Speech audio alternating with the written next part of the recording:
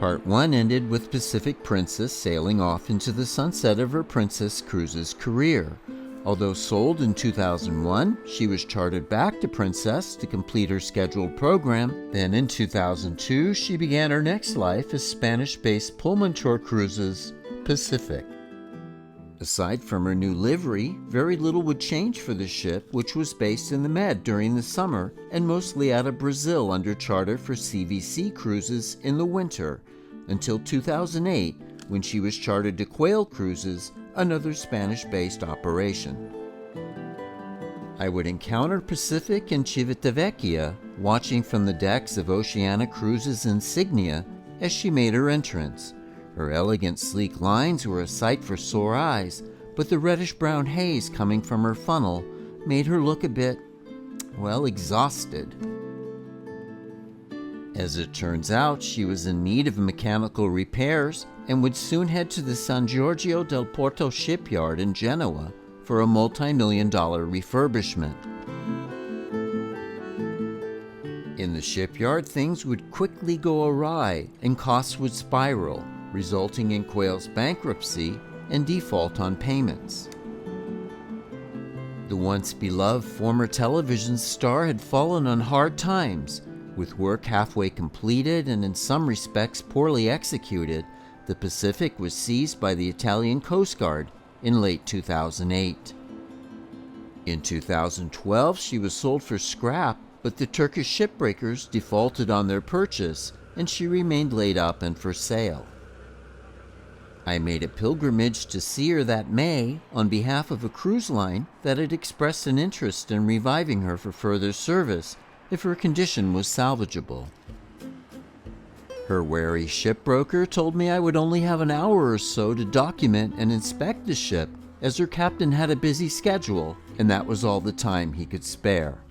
Fortunately, after I'd arrived at the shipyard and met the captain, that rushed hour visit turned into a wonderful day on board, where I was graciously granted full access to the ship. You see, the captain, Benedetto Lupi, was a former Italian line officer who met his wife aboard the Augustus. The Augustus was a ship I had documented and rescued many artifacts from when she was scrapped in India earlier that year. We pretty much hit it off instantly. Tell me, you worked for Italian line for how many years? 30 years. 30 years. I started as a third mate and I finished as a captain, of course. And you started as third mate on board which ship? On Galileo Ferraris. Aha. Was a French original ship having service between France and Vietnam. It was a joy to hear his stories and to share in his passion for the Italian liners and the beautiful Pacific herself. I will share much more of this interview when I cover the Augustus in a future video. To this day, I remain so grateful to this kind man for allowing so much time to document this historic ship, one of the most important in the cruising world. From Italy to Central America, then western coast. We started in the coral dining room where the good captain turned on some lights. I captured the space from several angles, and we would return later for more of its details. Aside from some conical lampshades out of a Doctor Who episode, little had changed here. Just a few steps away at the entrance, Her Majesty Queen Elizabeth II was seen here greeting the chef during a visit to commemorate the 150th anniversary of Princess's then parent company, P&O.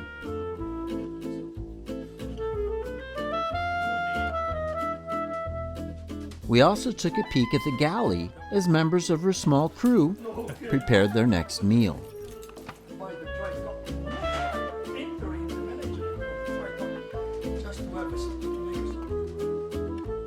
From there, we headed up to the mezzanine on Aloha Deck, where the captain turned on more lights. Unlike the deck top-to-bottom tour in Part 1, this visit will be presented in the order it was experienced. I was relieved to see this space with its Carrara marble and that magnificent bronze Guttormsgard panel were largely unchanged, except for the bottom portion of the marble, which had been replaced with black surfacing. And it stays there. No one. Well, the asbestos is okay if they don't do anything with it. If they leave it. It was nice to pause for a moment with the captain and just admire the lobby that would lead to today's giant cruise ship atriums before we headed forward on the Fiesta deck level to the forward vestibule where most guests would enter the ship.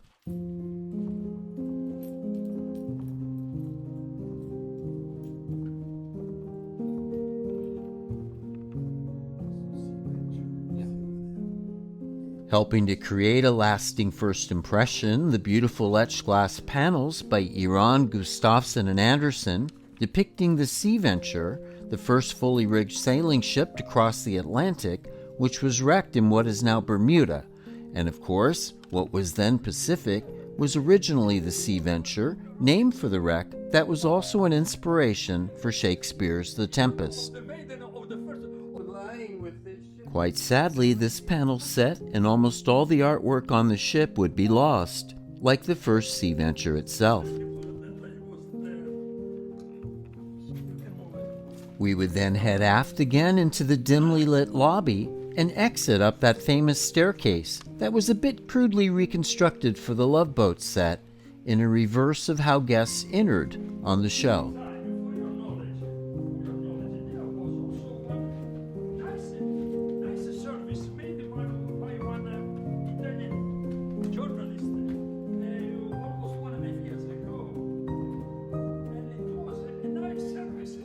In the aft part of the mezzanine, we passed one small recent addition, a computer center that I'm sure frustrated many with its slow speed access. From the aft Aloha deck foyer, our exploration continued up to Riviera deck, then forward along the starboard side. This entire deck was dedicated to public rooms.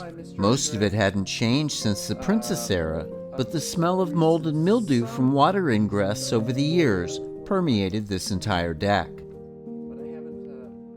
The forwardmost Carousel lounge was still in its turquoise meets jade Latter-day Princess color scheme. We paused in the room's center to admire the handcrafted resin-coated ceiling discs that were unfortunately painted over in that same turquoise meets jade color scheme.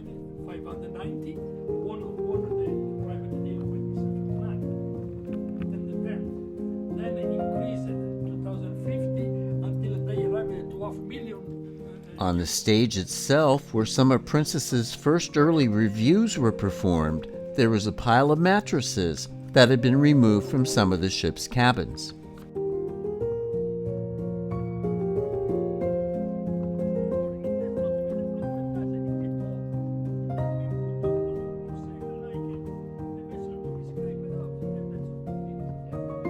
We exited on the port side to visit the Carousel bar.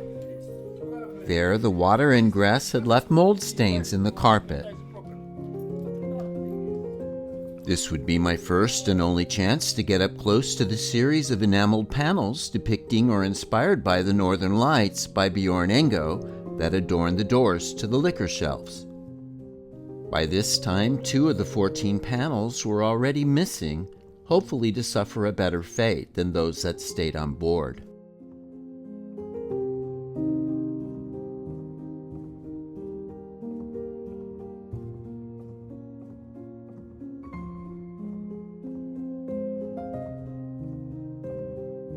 The bar's inverted torch-shaped light fixtures were also quite beautiful, as was the clock, all of which were part of the ship's original Scandinavian design.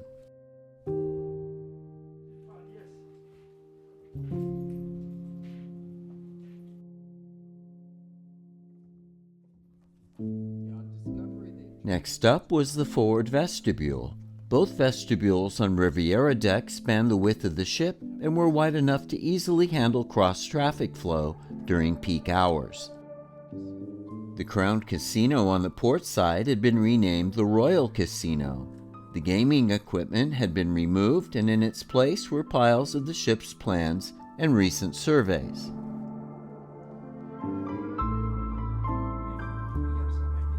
The adjacent inboard space that was once the stylish Princess Theater had succumbed to the casino's expansion in recent years.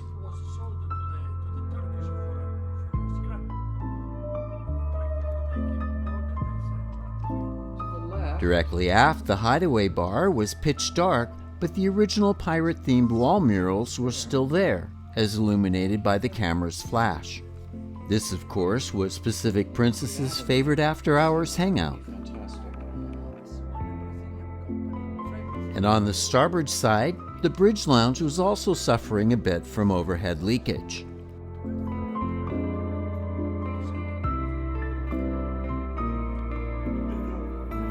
The aft foyer followed, leading on the port side to the boutique that was added in one of the latter-day Princess refits.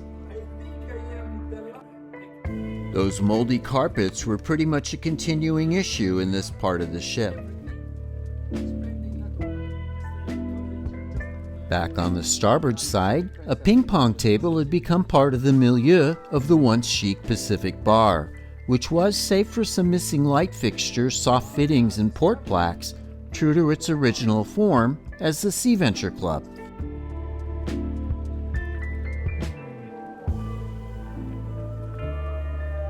The gym that was added in the latter-day Princess era was pretty much unchanged. Inboard, the ship's most exceptional space was the largely original Pacific Lounge, with its double-deck aft wall of glass, nicknamed the window to the world by the ship's staff. That must be the midnight sun. This was my last chance to capture that stunning ceramic mural of the Viking Zodiac by Dagny and Finn Hall. This was probably the ship's most magnificent work of art, and I'm haunted to this day knowing it was unceremoniously destroyed. The detailing and technique were nothing short of outstanding, and I love the extensions that stretched aft along the ceiling on either side, although I have to apologize for the less than ideal footage I obtained by trying to capture it with my tripod held overhead. So this is just the starboard side, which explains why this is considered one of the largest ceramic artworks ever made in Norway. The problem is there's so little time. If they rush this, which I think they're... And now for the port side. I mean, every single one of these tiles is a work of art on its own. Thankfully, Captain Loopy shared in the appreciation of this work, although I did my best to get it documented quickly.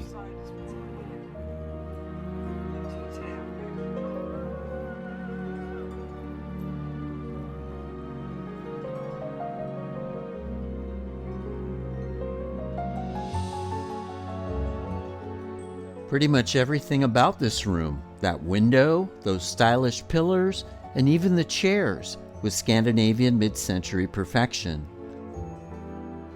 This was all the work of Swedish architect Robert Tillberg, whose vision was far ahead of its time.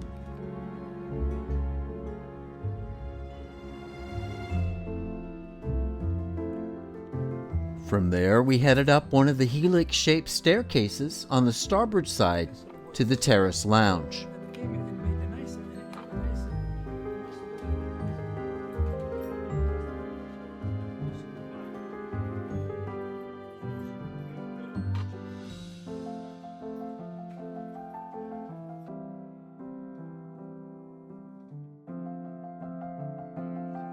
Well, the ambience in this once intimate alcove had succumbed to practicality in the ship's final incarnation, with the terrace being used as a playroom, with padding and a net to prevent toddlers from crawling over the rails.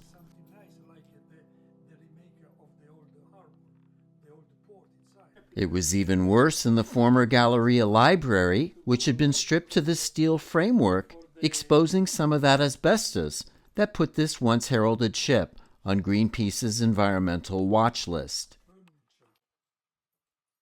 And yet many of the nearby promenade deck suites and staterooms looked ready for the Lifeboat's next run.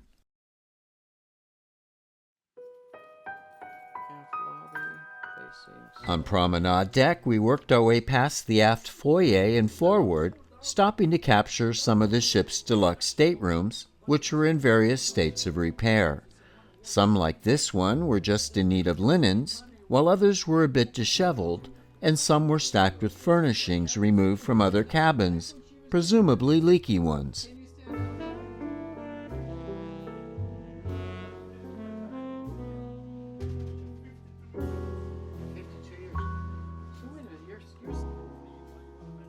In the forward foyer, I captured one of those sun faces in the stair landing wallpaper that I remembered from my childhood. These are on both the Island and the Pacific Princess. In the forward block of cabins, we captured an interior and two of the ship's top forward-facing suites.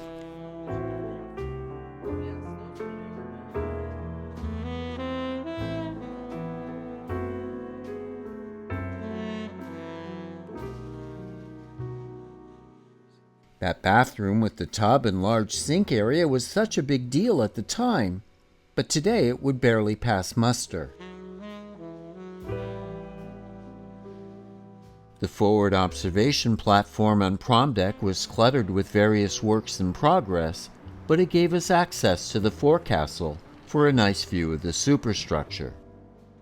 I guess it's safe to say now that the two containers on forward Riviera deck were filled with asbestos panels that were removed during the aborted refit.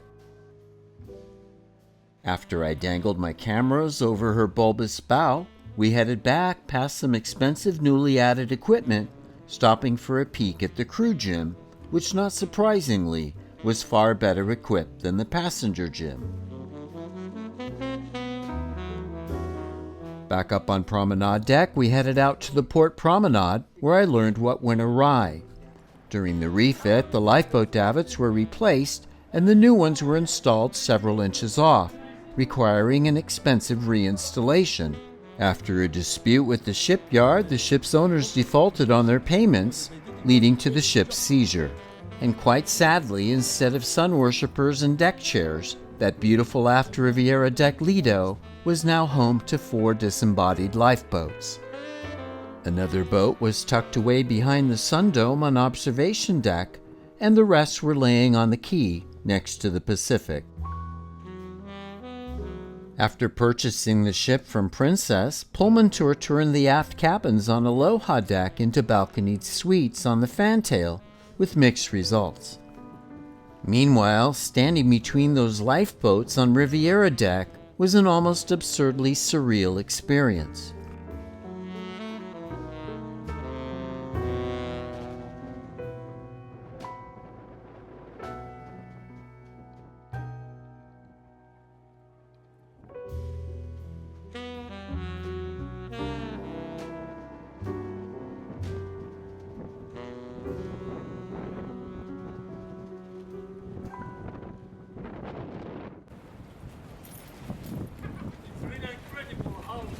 They can work like that. They could have done such a silly job. It's really incredible. It really is remarkable that this is what led to the downfall of this ship. What was the first doctors? We moved up to bridge deck, where I had a peek at some of the officers' quarters, beginning with the chief engineer's stateroom, which was the size of 4 standard outside passenger cabins. Nearby, the third engineer had a significantly smaller, but still not bad accommodation. The officers' mess was all the way aft, with a nice outdoor terrace that overlooked the stern.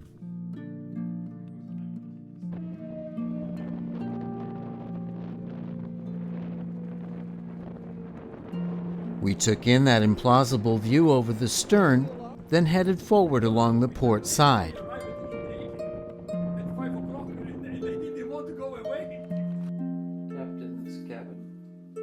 The captain's cabin was a little disheveled, but the staff captain's office looked ready for business. Staff captain's office.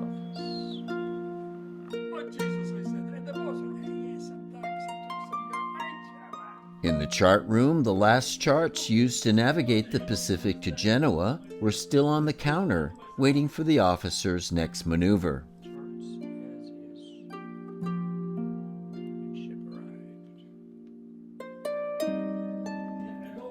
Out on starboard bridge deck, there was a half-completed repair in the corroded overhead framework.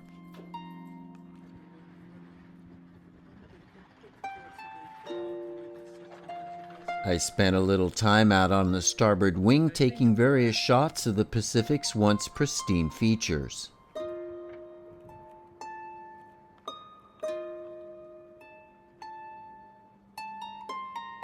Sadly, this was a part of the ship that was in need of much repair, and you could literally see through the rusted and crumbling steelwork.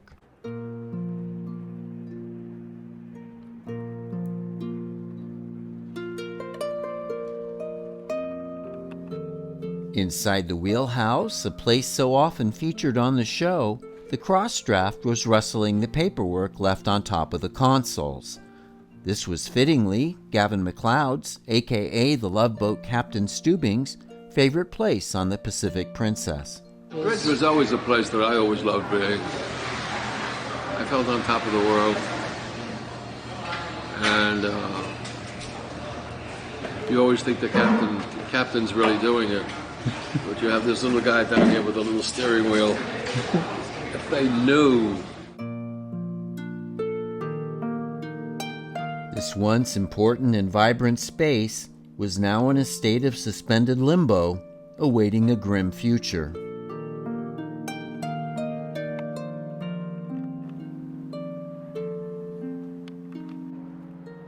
The decay on the port wing, featured for years in the show's opening credits, was even worse.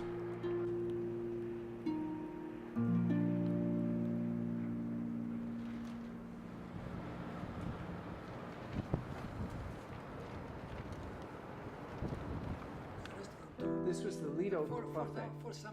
I resumed the documenting on the next higher level's sun deck in the once chic and futuristic Starlight Lounge, which had last been used as a snack bar. From behind a pile of stacked furniture, Tomas Tilburg's remarkable Murano glass mosaic, Our Solar System and Galaxy, lingered in the backdrop like forgotten royalty. In Egypt?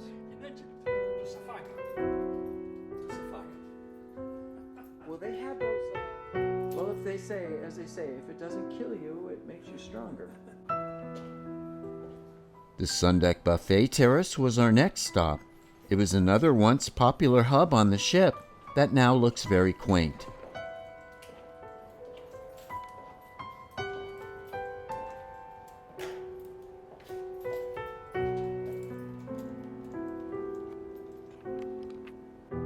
Its single buffet counter would barely pass muster as just one of the myriad serving stations on today's princess ships.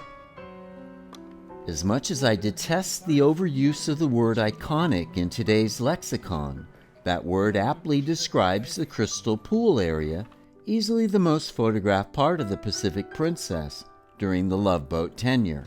And yes, of course, those pool scenes were mostly filmed on a studio set recreation of this area with a slightly larger pool and a crude replica of the Little Mermaid versus the bronze statue of the pensive fisher boy that had been removed from the ship a few months prior to my visit.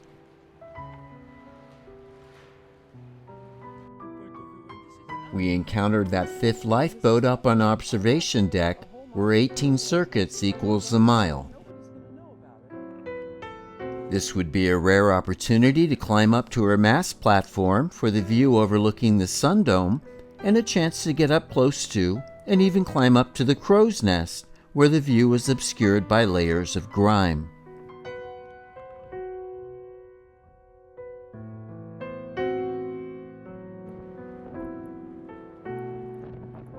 I spent a little more time getting some shots from atop the ship before we headed back down to observation deck.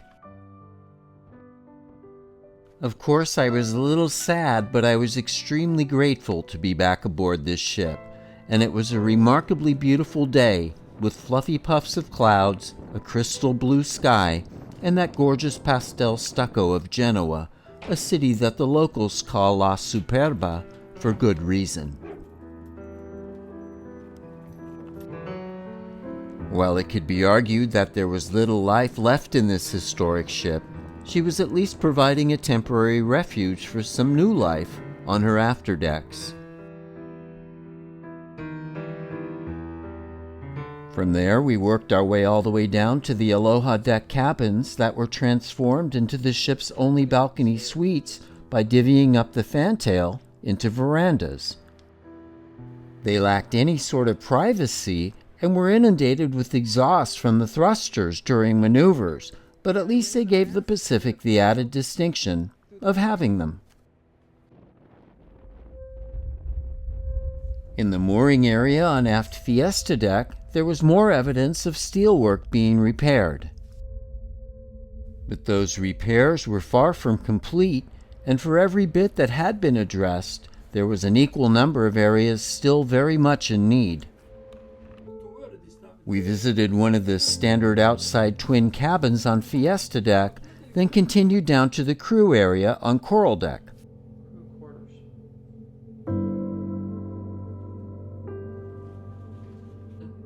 This would actually be my first and final chance to see what the crew quarters were like on either the former Pacific or Island Princess. They certainly weren't palatial, but as far as space was concerned, the standard passenger cabin wasn't much roomier. Some of the crew cabins were actually being used to store spare parts that never realized their intended purpose or destination once the refit was aborted.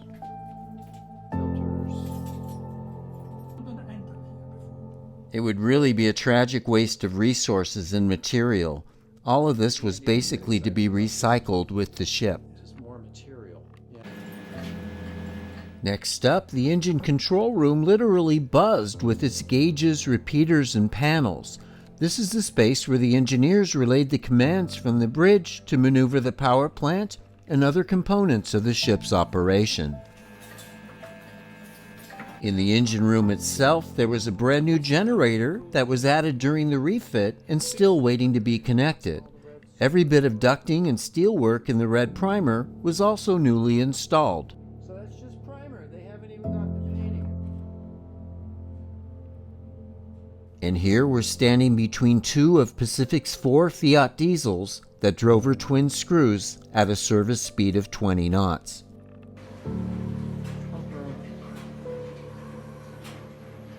Throughout the engine room, Captain Lupi pointed out many newly installed and very expensive components that would never be put to use.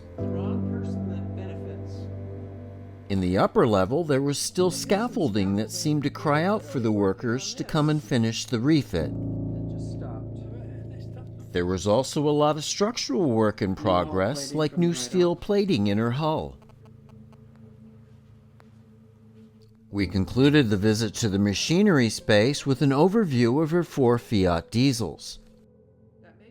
With all that completed work, it just seemed eminent that Pacific should return to service. But then in the crew areas, there was 40 meters of corroded steel, in some places with holes where you could see through 2 deck levels, and in other places where it was hidden underneath the deck coating. Apparently a sewage leak here had been unaddressed, and the decay had been going on for many years, according to the crew. And then in the laundry room, there was all sorts of new steel plating, once again making a case for the positive, and yet even more new plating was already installed in the cold stores area. So the question was, after all the millions spent, was it worth spending millions more to finish restoring the ship? Beautiful they are. Those are great. Wow. So there's a pair of these in every set of windows. Back in the coral dining room, Captain Lupi showed me the colorful floral panels that used to slide over the portholes in inclement weather. Isn't that fantastic? Wow. Before we left the coral for a final time, there were some other details worth capturing, like the crystal insets that were recreated on one of the studio sets and the crystal ceiling fixtures.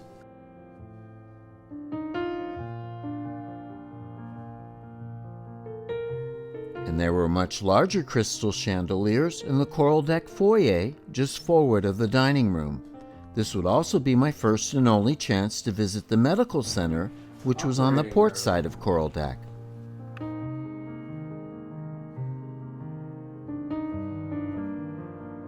Captain Loopy kindly indulged my request to disembark here so that I could capture Pacific from various angles at the shipyard, bathed in the beautiful afternoon light. There was still a little more time before the captain had to leave, so I headed back aboard to capture a key deck area we missed earlier, the observation terrace on forward sundeck. I was so fortunate that day to have a friend and ally in the kind Captain Loopy, and thank him again for making this visit so enjoyable and productive.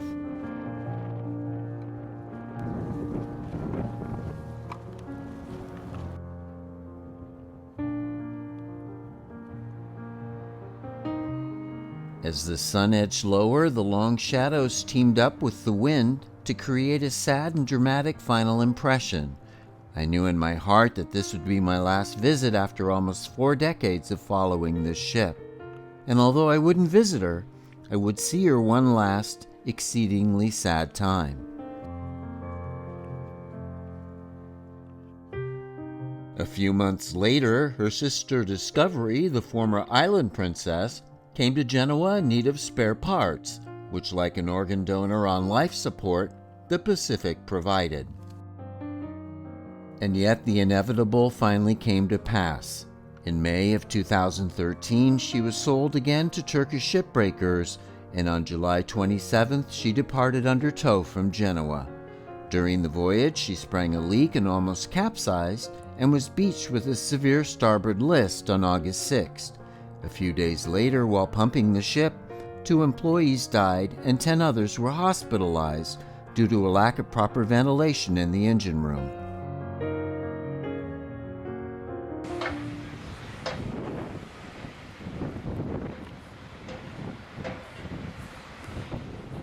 Aliaga is located some 31 miles north of Izmir on Turkey's Aegean coast. Since the early 1980s, it's been a favorite spot for shipbreaking, and in recent years that process was exacerbated for passenger ships by the COVID pandemic, when numerous vessels were put out of work. This is where I would reunite with Pacific, which had her name shortened to Asif, which is basically Pacific minus the P and the IC. Altering or shortening the names is traditional for most scrap-bound ships. They are also often re-registered in flag of convenience places like St. Vincent for certification for that final delivery, whether under tow or their own power. Asif was beached between 2 familiar ships. On her port side was the partially demolished Rochdale I, the former Soviet cruise ship Ivazovsky, which was built in 1997. At a mere 7,662 gross tons, with a capacity for 328 passengers, she never was a moneymaker. She sailed for a while as the Carina in the German market, then operated out of Cyprus as the Prime Express Island until being arrested for debt at Limassol, where I filmed her in 2001. In 2004, she was bought by Dutch interests to become the accommodation ship Rochdale I at Amsterdam. She was eventually laid up and sold for scrap, arriving at Aliaga in July of 2013. Even with Asif wedged into her starboard side, work on Rochdale I was well underway by the time I had arrived. So often in these remarkable situations, I have to tune out my personal feelings about what's going on around me and just document. Once the filming is done, however, the emotions can get a little overwhelming. For instance, it was shocking to see the ship on Asif's starboard side, one I knew well ever since she entered service in 1984 as Sitmar Cruises' Fair Sky, one of the most beautiful and well-appointed ships of her generation. The 46,000 gross ton, 1,250 passenger ship became the first Sky Princess when Princess Cruises acquired Sitmar in 1988. In a small way, it was somewhat reassuring that these 2 former Princess fleet mates would at least share that sting of the cutting torch and the moans of their tortured steel. Were it not for Sitmar's choice to build her with steam turbines versus diesel engines, and had she been fitted with more balconies, she might have lasted several more years. Sky Princess became the Australian-based Pacific Sky in 2000, the Sky Wonder in 2006, and the Atlantic Star in 2009. After a long layup at Marseille, she sailed to Aliaga, arriving as the Antic in April 2013. And yes, Antic is Atlantic, minus the first 3 letters.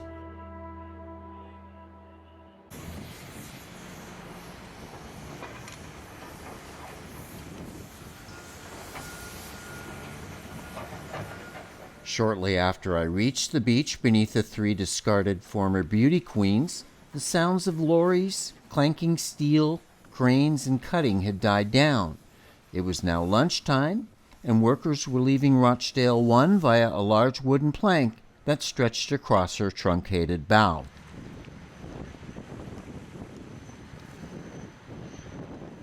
Meanwhile, those on Asif would make a more vertiginous exit, piling into a metal basket suspended over her canted bow, then being hoisted overhead and off to a solid embankment where they could safely walk away.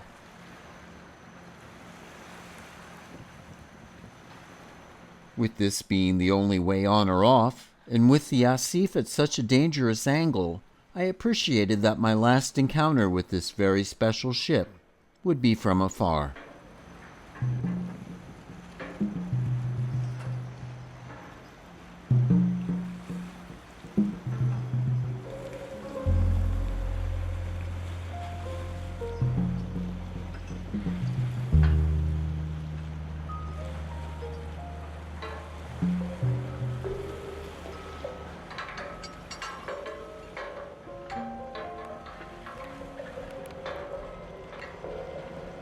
During that lull in activity, I was granted a good deal of time to capture this otherworldly scene as the sun began to gradually illuminate Asif's starboard side.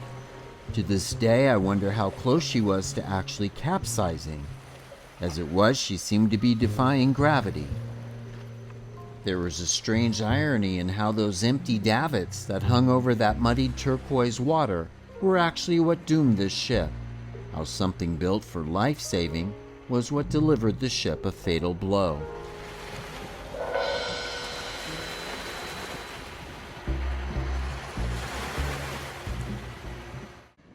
I stood over the anchor chains that would drag the remains of the Antic ashore, tempted to climb on board.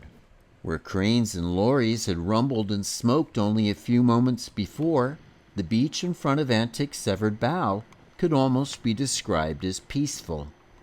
It really is strange how some ships that serve together can get sold to different owners and operate on completely varied itineraries for different parts of our populace, only to get dispatched to the same scrapyard to end their days together, and in this case, right next to each other.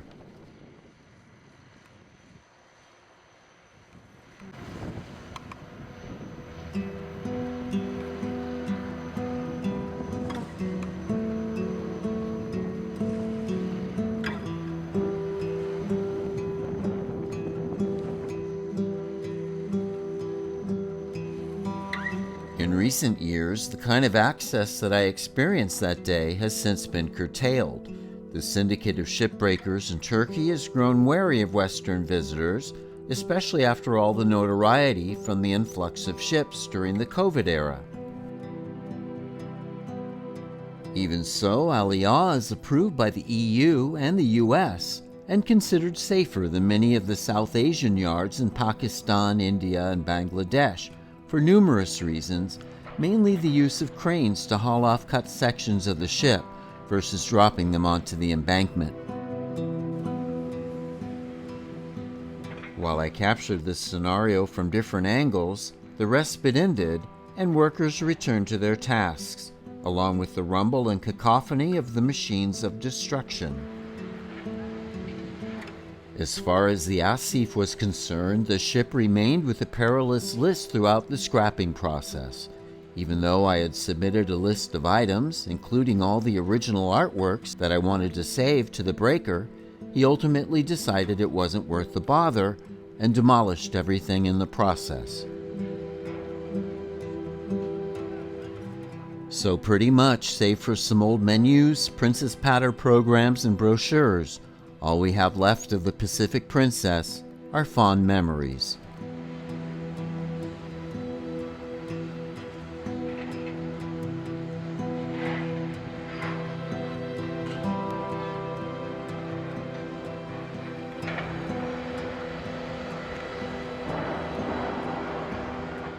For the next 6 months, the demolition process would gradually render these ships into oblivion. Their steel would be melted down and repurposed, and their torn innards would be added to the local landfill, only to be replaced by more ships in a continuing cycle.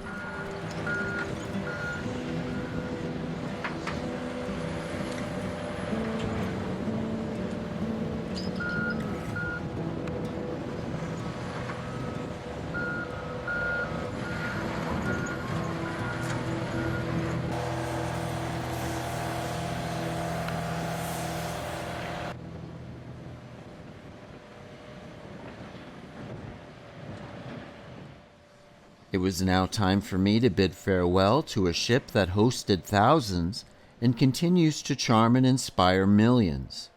Or, as Gavin said, well, I'll let him say it. Thank you for watching. Goodbye to the beginning. Goodbye to love. The ghost of you possesses me, torments my mind, it haunts my dreams. When will I be seeing you again?